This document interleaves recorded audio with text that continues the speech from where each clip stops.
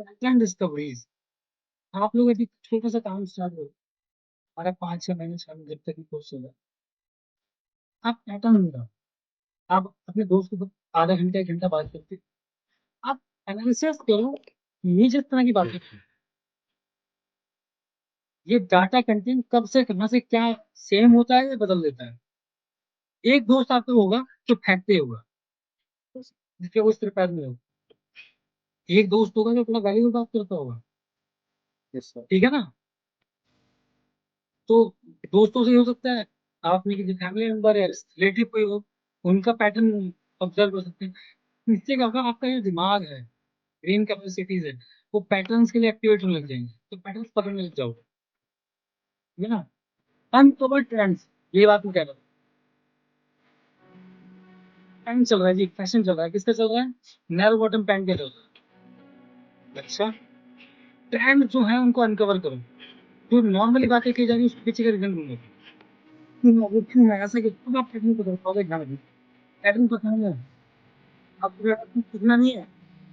आप इसकी एटीट्यूड बन गया डाटा साइंस वाला, तो आप बढ़िया डाटा साइंस सीख पाओगे। पैटर्न डिस्प्ले अनुभूति, मॉडल बिल्डिंग, स्ट्रक्चर बना पाओ, किसी चीज को शेप दे पाओ। जैसे मैं आज मुझे कुछ तक शेप लेके आओ, पीपीटी रेडी करके लाऊं, एक शेप दिया, किसी भी डाटा को, इंफॉर्मेशन को एक शेप दी जा सके, ठीक है ना। इसमें देखते हैं कैसे create forecasting algorithms and predictive data models, ठीक है ना। आगे हम इसे डिटेल में पढ़ेंगे कि कैसे वो एल्गोरिथम एल्गोरिथम भी एक शेप होती है और मॉडल्स भी एक शेप होते हैं। तो मॉडल बिल्डिंग मतलब शेप देना, एक पर्टिकुलर शेप देना। डाटा साइंस किस जमाने में सॉफ्टवेयर इंजीनियरिंग में पढ़ाया जाता था। जब डाटा साइंस बढ़ा, सॉफ्टवेयर इंजीनियरिंग से अलग करके सारा सिलेबस पर पढ़ा दिया गया।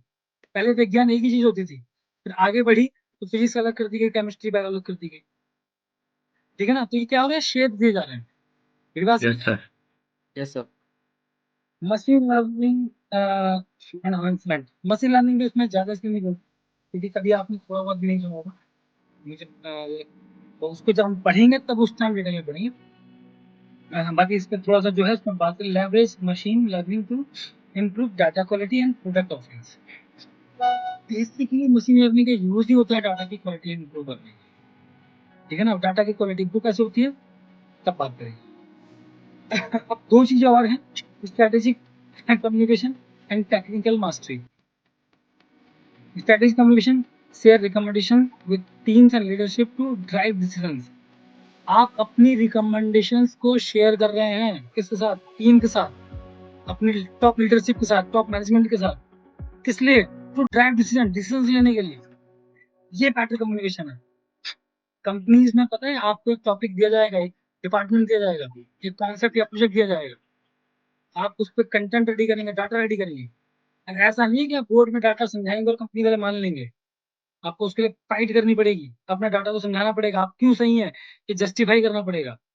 इसमें आप प्रॉपर कम्युनिकेशन स्किल्स लगेंगी। आप एक प्रोजेक्ट लेके आए कि सर हमें इस पर्टिकुलर मुंबई वाली ब्रांच में हमें ये चीज इंप्लीमेंट करनी चाहिए। आपका मैनेजमेंट सिरे से नकार देगा, जी फालतू खर्चा नहीं कर रहे।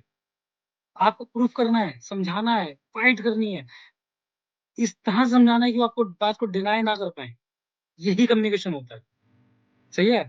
अपनी बात समझा सको अच्छे से, यही communication. Technical mastery, utilise tools like Python, R, SQL, SCS for deep data analysis, इसको हम पढ़ेंगे डिटेल में।